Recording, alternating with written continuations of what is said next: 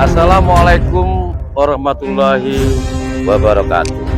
Pemirsa netizen dimanapun berada, tentu bagi masyarakat Banyuwangi hingga saat ini menjadi sebuah catatan tersendiri. Karena pada waktu Bupati Banyuwangi Epuk Pistiandani baru menjabat sebagai bupati, tepatnya pada tanggal 26 Februari dilantik, telah membuat sebuah kebijakan kontroversi yang sangat merugikan masyarakat dan daerah Banyuwangi, yakni dengan melakukan penandatanganan berita acara kesepakatan tentang batas wilayah antara Kabupaten Banyuwangi dengan Kabupaten Bondowoso subsegmen Kawah Ijen, terjadi pada tanggal 3 Juni 2021. Dan di dalam lampirannya muncul sebuah peta garis imajiner yang dikeluarkan oleh Bakor Surtana atau Badan Koordinasi Survei dan Pemetaan Nasional, di mana di situ Bupati Epuk menyerahkan sepertiga kawasan Gunung Ijen kepada Kabupaten Bondowoso tanpa melalui partisipasi publik dan atau persetujuan DPRD Banyuwangi. Tentu saja ini menyangkut integritas daerah. Nah, inilah menariknya sehingga wajar jika muncul sebuah protes dari masyarakat luas dari berbagai elemen tentunya. Nah, bicara garis imajiner yang menjadikan dasar lampiran pembuatan batas baru antara Kabupaten Banyuwangi dengan Kabupaten Bondowoso, tentu ini menjadi persoalan tersendiri. Karena sebelumnya sudah ada penetapan ataupun penegasan garis batas antara Banyuwangi dengan Bondowoso. Namun Bupati Epuk ternyata membuat kebijakan yang sangat merugikan Banyuwangi. Dalam hal ini saya akan menemui seorang narasumber yang spesialis akan membahas tentang apa itu garis imajiner dan bagaimana skala dalam pembuatan peta di sebuah daerah. Baik, kita akan menuju ke lokasi yang sudah kami tentukan.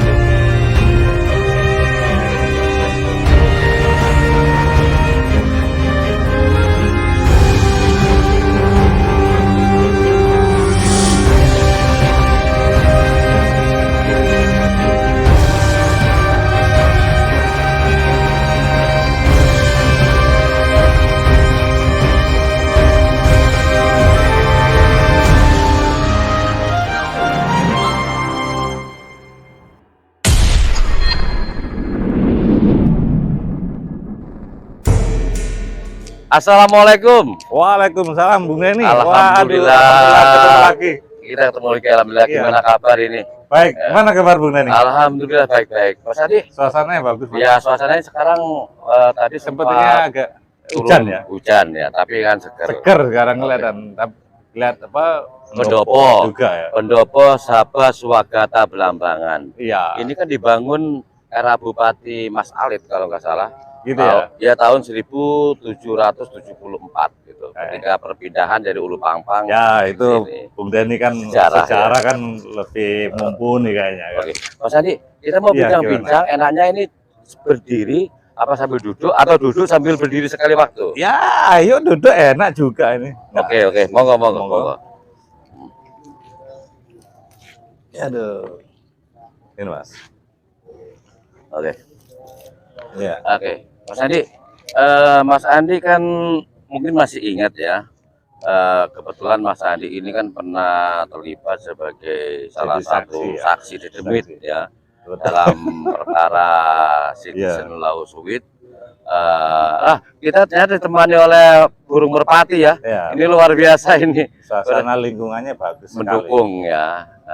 Oke. Ketika jenengan ini menjadi narasumber atau saksi di dalam persidangan ya Citizen Law Suite, ketika tahap saksi ya, waktu itu saksi ya, betul, saksi di Demit, karena si Demit itu kita pilih sebuah istilah keberanian Ya. mengungkap kebenaran apa adanya tanpa rasa Dari takut. netizen ya. Netizen kan begitu. Gitu ya. Terus yang terpenting juga gini, Mas Andi waktu itu begitu gencarnya ingin mengungkap tentang skala dalam pemetaan, Betul. kaitannya Betul. sama garis imajiner, Betul. ya kan, masih ingat. Nah, kebetulan garis imajiner atau peta imajiner yang dikeluarkan oleh Bakor Surtana atau Badan Surtana. Koordinasi Survei dan Pemetaan Nasional tahun 1999 itu kan menjadi lampiran Ya, ya. dalam berita acara kesepakatan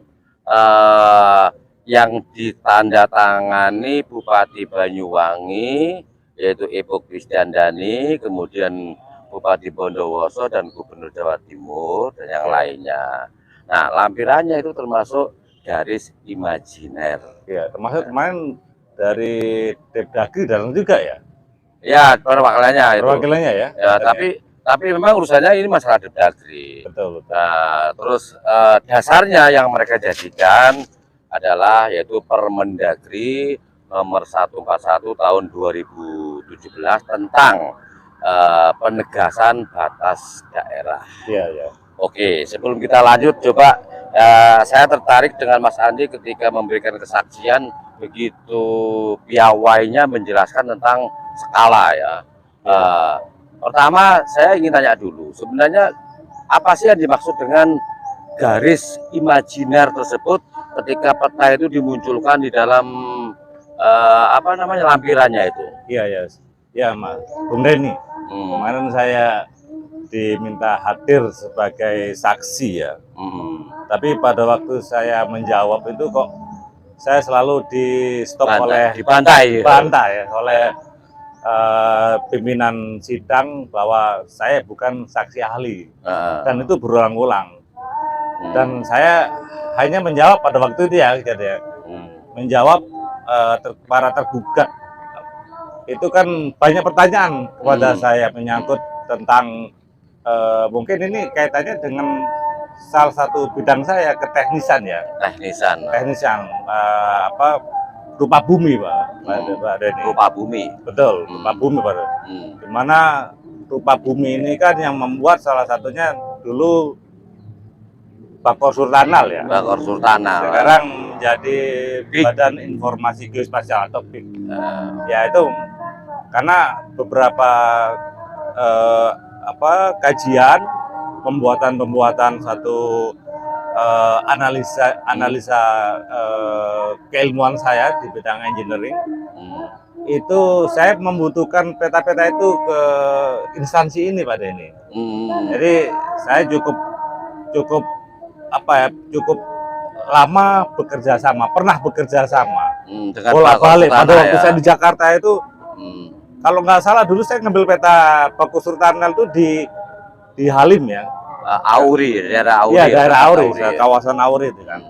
Tapi kemudian setelah itu dipindah di daerah Bogor kalau nggak salah. Dan itu sudah menjadi BIG. BIG itu muncul tahun 2011 bersamaan dengan lahirnya Undang-Undang Nomor 4 tahun 2011 yang mengatur tentang BIG atau Badan Informasi Geospasial. Ya, ya. Karena dulu mungkin pelibatan TNI atau Angkatan Udara dalam foto wilayah, foto udara, mungkin konsentrasinya di Halim gitu ya. Ya. Tapi sekarang kok konsentrasi Bakor Surtanal itu menjadi BIG itu bukan lagi disatukan, tapi mungkin ini dibedakan kantornya. Karena BIG sendiri itu sebagai informasi ya. Informasi saja. Tapi nanti kalau teknis ya, dia nanti berkaitan dengan mungkin pihak Auri atau pihak penerbangan untuk melakukan survei atau pemetaan udara mungkin ya. Oke. Jadi pada waktu itu saya ke Bogor sekarang itu. BIG. Untuk BIG-nya ya. Ya. Oke. Sekarang begini, apapun yang sudah dikeluarkan oleh Bakor Surtana berupa garis imajiner dalam batas Gunung Ijen antara Banyuwangi dengan Bondowoso itu kan sudah menjadi lampiran penandatanganan berita acara kesepakatan. Menurut pandangan Bang Andi ini selaku pengamat ini kebetulan menjenengan lama berkecimpung di dunia itu, ini kira-kira layak enggak atau jadi harga mati untuk menjadi lampiran pengaturan batas daerah itu? Iya, terima kasih Bung Reni. Sepanjang saya bekerja sama dengan BIK untuk menerbitkan satu peta bidang ya, dalam hal ini spasial, geospasial, atau peta bidang rupa bumi Pak Denny ya. Itu setahu saya kan kalau memang itu ada batas imajiner, artinya batas imajiner ini tematiknya apa? Kalau itu diperlihatkan sebagai katakan garis imajiner yang tertera dalam rupa bumi atau foto rupa bumi dari produknya BIK, itu pasti akan keluar semua Pak Denny. Sekarang misalkan tematiknya tentang administrasi, peta administrasi, masa imajinernya keluar. Kemudian peta administrasi desa, kecamatan, kabupaten. Kalau ini semuanya keluar peta imajiner, ya artinya layer-layer itu akan bertumpuk imajinernya. Yang mungkin sekarang yang dikeluarkan dalam dokumen yang menjadi kesepakatan penyerahan izin itu ada batas yang dinamakan batas, salah satunya mungkin batas imajiner dari batas administrasi kabupaten Pak Denny ya. Antar daerah ya. Antar daerah. Tapi setahu saya BIK itu tidak mengeluarkan atau menjadi batas acuan garis imajiner. Sepanjang produk yang saya minta, kan itu biasanya kita memohon ya. Konsultan itu memohon untuk meminta dalam satu peta kawasan, produk itu dikeluarkan dengan skalatis. Skalatis itu skala perbandingan Pak Denny. Skala perbandingan ya. Mulai dari 2.500 sampai ke 5.000. RDTR itu bicara di detail 1:5.000 Pak Denny. Jadi peta satelitnya itu dekat, hampir peta bidang-bidang itu hampir untuk idealnya ya. Bukan ideal, itu di Undang-Undang Tata Ruang. Persyaratan memang. Salah satunya persyaratannya adalah peta yang digunakan harus 1:5.000 dan BIK itu mengeluarkan gitu loh. Bahkan satu yang banding 1.000 pun mengeluarkan sebetulnya. Tapi yang menjadi persyaratan secara peraturan tata ruang itu untuk detail tata ruang biasanya di 1:5.000 acuannya. Bukan biasanya, itu wajib menggunakan peta seperti itu. Jadi BIK ini mengeluarkan peta rupa bumi yang skalatis Pak Denny. Tapi kalau sekarang di situ ada imajiner, saya tidak tahu apakah sekarang BIK itu juga mempunyai kewenangan untuk mengeluarkan garis imajiner sebagai batas satu wilayah. Nah itu saya rasa kewenangan itu mungkin pada Kementerian Dalam Negeri atau Depdagri untuk untuk penentuan kebijakannya. Tapi kan kalau kita memahami pengertian imajiner, ini kan ada maya pada ruang lingkup angan-angan. Garis maya ya. Garis maya. Betul. Angan-angan, maya jadi nggak pasti. Betul. Dan ada yang menarik juga ya. Dalam lembar yang dikeluarkan oleh Bakor Sultana tahun 99 itu, di situ muncul catatan.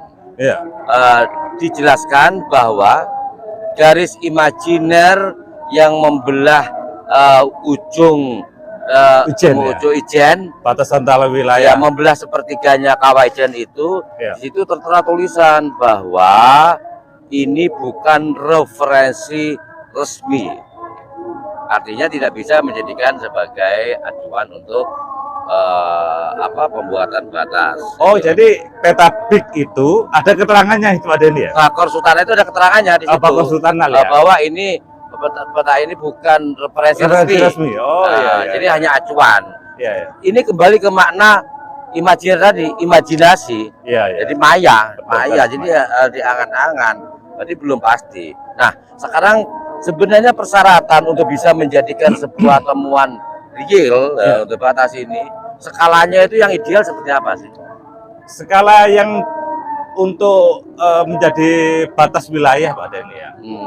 Untuk menjadi jelas atau detail namanya itu kan, itu kan skalanya harus 1:5.000. 1:5.000. 1:5.000. Balik lagi Pak Denny, kalau namanya imajiner, itu peta Google pun ada imajinernya Pak Denny. Punya juga ya. Punya juga, tapi kan juga itu bukan jadi acuan. Betul, betul. Bahkan di beberapa bidang kedinasan, peta Google ini juga masih dipakai referensi untuk membuat itu ya. Untuk membuat visir kasar. Visir kasar itu dalam arti ini batas wilayah kelurahan, ini batas wilayah desa misalkan. Itu kalau kita searching di Google tadi, itu kayak peta imajinernya kan keluar. Iya. Baik juga kalau kita searching kabupaten, itu imajinernya muncul keluar. Semua. Nah, kalau saya lihat imajinernya yang ada di dalam bukti-bukti persidangan atau yang dari Bako Sultan Ali tadi, itu kok hampir sama imajiner kalau kita mengetik peta Google di kawasan Ijen. Itu hampir sama. Berarti pertanyaannya begini, Mas Andi, pertanyaannya. Apakah pemerintah RI di sini mengacu kepada penentuan garis imajiner yang ditetapkan oleh Google, ataukah pemerintah RI membuat sendiri melalui instansi yang berwenang? Ini pertanyaannya seperti itu. Betul. Seperti tadi sampaikan ketika Mas Andi meng-cross check antara Google dengan imajiner di luar level kesana, ada kesukaan. Ada kemiripan. Berarti ini ada ditemu di sini berarti ya. Ya itu makanya referensi ini saya tidak tahu. Tapi secara keilmuan Pak Denny, artinya batas ini sebagai sebutnya batas visir kasar ya. Setiap orang begitu kita mereview batas wilayah administratif, itu lewat googling gitu kan kita pasti akan disajikan. Tapi itu bukan sebagai referensi yuridis Pak Denny. Ya. Kalau mau menjadi referensi yuridis, kita melihat data sejarah, data perbidangan yang ada. Mungkin kalau itu masuk desa apa ya? Itu Taman Sari. Taman Sari itu biasanya mempunyai dokumen mulai zaman Belanda sampai sekarang itu kan digunakan sebagai acuan yuridis. Data fisik dan data yuridis perbatasan. Dan saya kalau melihat bukti Auckland peta dari Belanda, Belanda. Peta Belanda itu kalau teman-teman membaca, saya sempat melihat beberapa mereview ya, itu padahal peta Auckland Ijen itu yang diterbitkan kalau salah 19 berapa ya? 1926 kalau nggak salah ya. Sekitar itu. 26. Itu sudah menjadi skala 1/5.000 Pak Denny. Ya, berarti udah luar biasa. Sudah luar biasa pada waktu itu.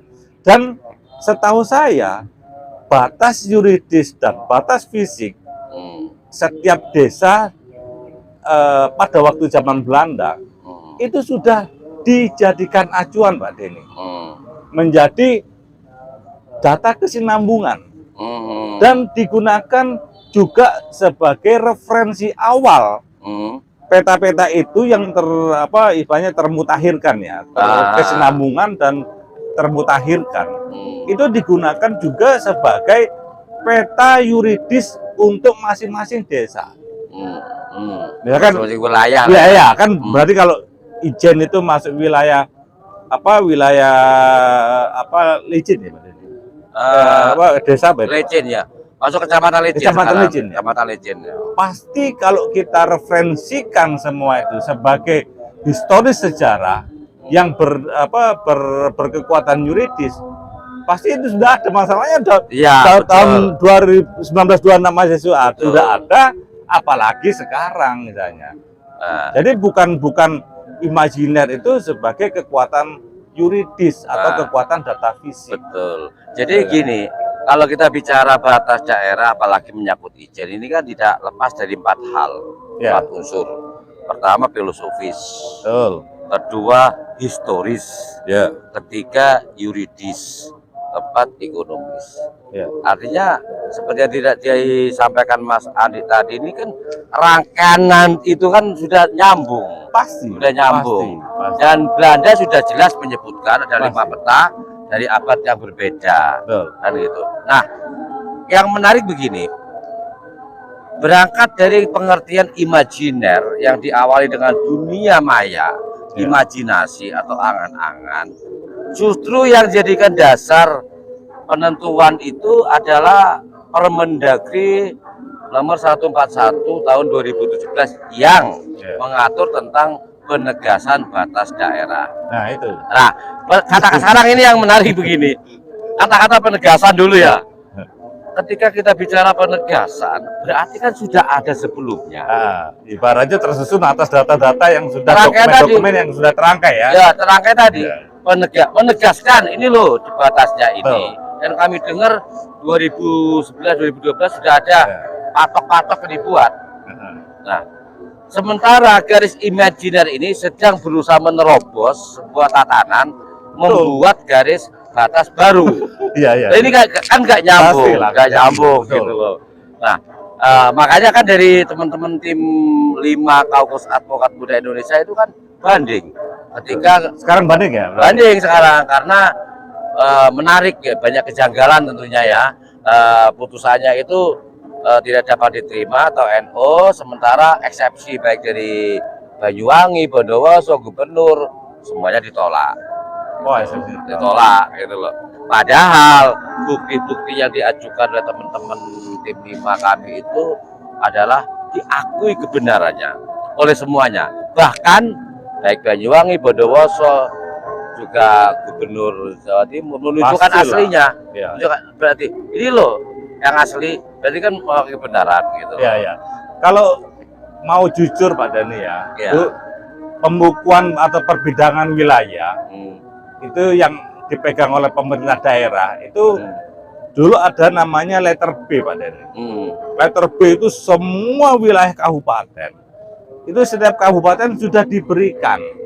Dasarnya ya dulu itu dari pemetaan Belanda terus kemutahiran terus dijaga, kesinambungan terus dijaga sampai terbentuknya namanya BPN. BPN itu kan terbentuk sesuai dengan terbitnya Undang-Undang UPA ya. Nomor 5 tahun 1960. Artinya tahun 1960 itu resmilah dari data-data Belanda yang berkesinambungan kemutahiran ini kemudian menjadi peta katakan perbidangan resmi digunakan sebagai acuan perbidangan. Jadi secara yuridis itu Pak Den. Tapi kalau kita mundur lagi ke itu pasti bukti sejarah. Bisa betul. Tadi 4 hal tadi itu, kalau nggak mungkin leluhur kita itu memberikan sebuah penamaan atau batasannya itu tidak terhubung dengan waktu hujan. Kita cukup mungkin ya. Bukan, atau pindah ke tempat yang lebih tentu kita bisa bincang lagi. Oke. Monggo, baik pemirsa, hujan kita mencari tempat yang lebih iup ya. Di sana mungkin enak. Oke. Kita akan meluncur ke sana. Oke.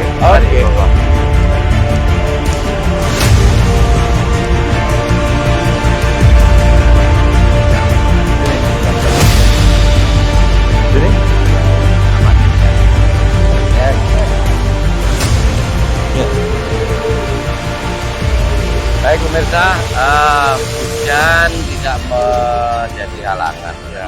Semakin ini kan semakin dalam diskusinya. Oke, Mas Adi, kita melanjutkan tadi ya, dengan adanya banding ini, kembali ke masalah pengertian garis imajiner. Sebenarnya menurut Mas Adi layak tadi kan sebutkan tidak bisa menjadikan yuridis kan gitu kan yuridis. Artinya menurut Mas Ali gimana? Ya, jadi peta imajiner itu bukan dijadikan acuan yuridis ya. Dalam arti begini, saya misalkan menggunakan peta itu sebagai yuridis. Saya pimpinan dari satu wilayah terkecil katakan Pak Denny ya. Saya sebagai katakan kepala desa Pak Denny.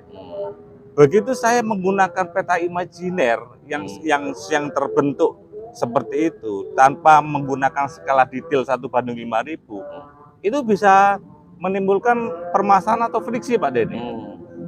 Imajinernya berbunyi bahwa sebelah ini adalah masuk wilayah katakan desa lain, sedangkan data yuridis saya, peta kerawang saya, letter C saya itu masuk ke dalam peta wilayah saya katakan.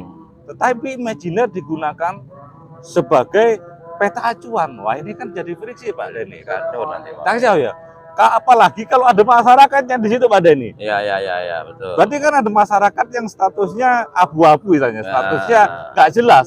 Anda masuk wilayah desa sana atau wilayah desa saya. Sementara imajiner ini petanya masuk ke dalam peta sana. Tetapi secara yuridis yang saya punyai ternyata masuk warga saya. Jadi ini nanti timbul warga ini tidak mendapatkan identitas. Betul. Anda ke wilayahnya yang mana? Iya, gitu kan? Nol nanti ya. Mas Andi, ini kan masyarakat sebagian ada yang menganggap bahwa ini sebuah sengketa. Padahal ini bukan sengketa batas. Bukan sengketa. Ini murni penyerahan dari Bupati Banyuwangi, yaitu Epok Bidadari, menyerahkan sepertiga kawasan Gunung Ijen ke Kabupaten Bondowoso, itu pun tanpa melalui partisipasi publik dan atau persetujuan DPR. Kira-kira Mas, ini kira-kira kebijakan kontroversi bupati semacam ini yang mengabaikan, sementara beliau ini kan dipilih oleh rakyat secara langsung, dengan mengabaikan ini, menurut Mas Andi gimana kira-kira? Setiap kebijakan, saya kira ya, ini pendapat saya Pak Denny. Mungkin dalam perumusan perda, perbu, hal-hal yang sifatnya mengatur mengatur publik itu setidaknya menggunakan rumusan yang lebih luas. Katakan kalau di wilayah kabupaten itu kan munculnya harus perda. Perda harus ibaratnya rapat bersama dengan DPRD Pak Denny, gitu kan. Kalau sifatnya skalanya di bawah itu mungkin keputusan bupati cukup. Artinya ini kan menyangkut amanah Undang-Undang Nomor 23 Tahun 2014 tentang pemerintahan daerah. Di situ ada kesetaraan antara bupati, antara eksekutif dan legislatif. Mungkin ada lagi Mas Andi yang disampaikan mungkin? Ya, mungkin kita bergeser lagi ya, satu lagi. Ya mungkin bisa bergeser kan? Bukan, maksudnya bisa menggarap hal lainnya nanti gitu.